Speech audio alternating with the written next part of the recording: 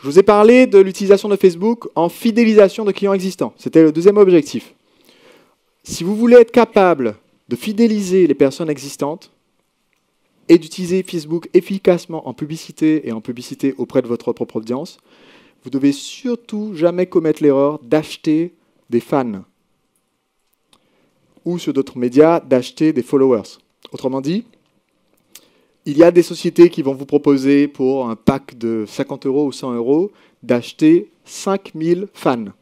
Et du jour au lendemain, votre page passe de 0 à 5000 fans. Ils ont en fait un groupe de personnes qui sont basées dans des pays d'Asie en général, et vous allez vous retrouver avec 5000 fans malaisiens ou 5000 fans du Bangladesh qui ont tous cliqué sur j'aime en l'espace de 48 heures. Ça marche dans ce sens-là, jusqu'à ce que Facebook vous détecte et vous ferme votre page. Mais si vous arrivez à passer entre les mailles du filet, vous avez effectivement techniquement 5000 fans. Le problème, c'est qu'après, quand vous essayez de publier du contenu, vous publiez votre meilleure vidéo, qui est passionnante, que tout prospect regardera jusqu'à la fin parce que vous avez utilisé tous les meilleurs conseils de montage et de script. Seulement Facebook regarde et dit, vous avez 5002 fans sur votre page, il y en a 2 qui l'ont regardé jusqu'à la fin, les 5000 autres qui visiblement ne parlent pas français parce qu'ils sont en Malaisie, n'ont même pas cliqué. Donc Facebook va considérer que vos contenus sont très peu pertinents et va les afficher très peu, même aux personnes que ça aurait intéressé. Et donc ça va tuer instantanément les autres publications et le dynamisme de votre page, même pour les vrais fans. Donc erreur à éviter absolument, achetez des fans.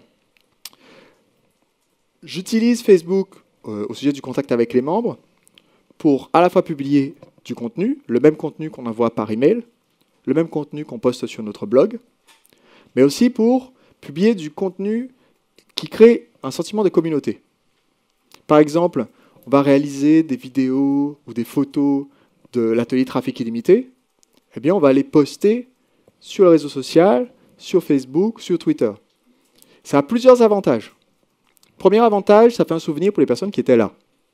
Ça crée un sentiment de communauté parce que, en vous taguant dans la photo, vous allez voir quelqu'un d'autre qui est tagué dans la photo et dont vous n'aviez pas eu le contact. Et je suis la personne qui vous a mis en contact.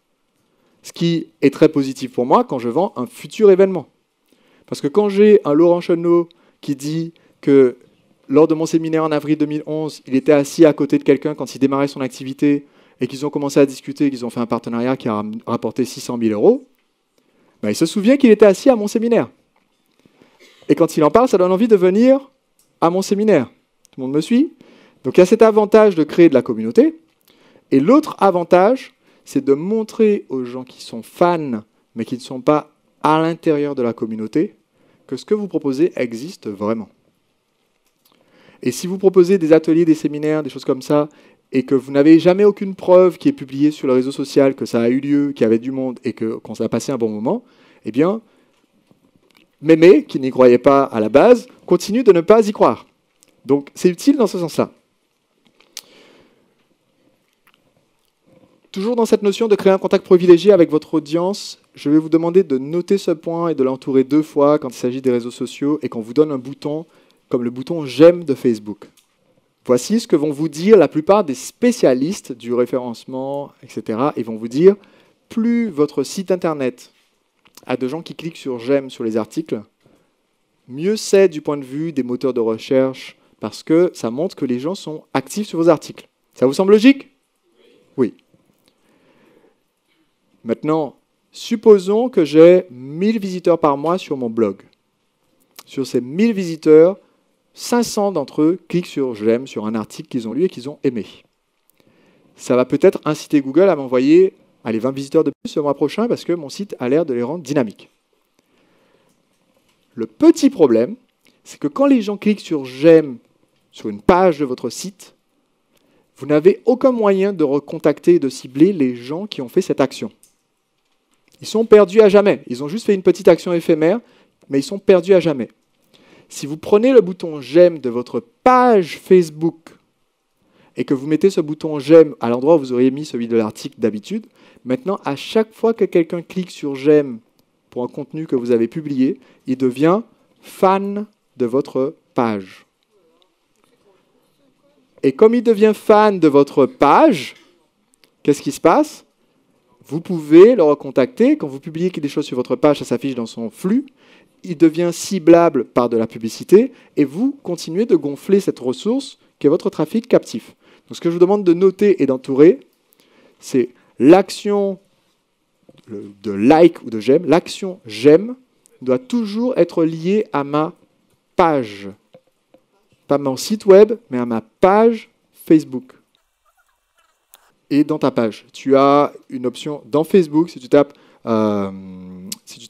plugin j'aime Facebook, Facebook te donne un code que tu peux mettre n'importe où sur ton site, qui te permet d'avoir un bouton qui fait j'aime.